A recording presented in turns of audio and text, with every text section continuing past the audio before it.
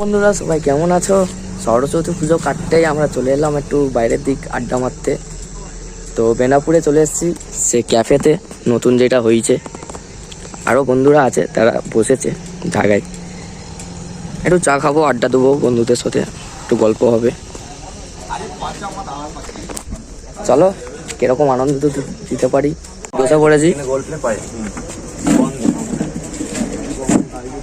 ভিতর দিকে আরো সৌন্দর্য সাজিয়েছে রুমগুলো, তোমার দিকে সেগুলোই দেখাবো।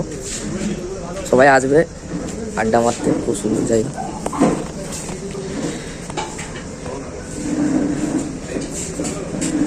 তোমাদের মেয়ে বন্ধু যদি থাকে তো এখানে আনলে তার পুরো মন খুশ হয়ে যাবে। এখানে নানা রকম খুব সুন্দর সুন্দরভাবে কবিতা লেখা আছে, পিলিয়ারে পেন্টিং করা। তো আমাদের কলকাতা শহরটাকে তুলে ধরেছে খুব সুন্দরভাবে সাজিয়ে,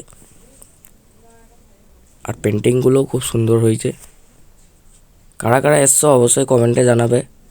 আর তোমরা ছোটো ভাইয়ের ভিডিও দেখছো কিন্তু সাবস্ক্রাইব করছো না।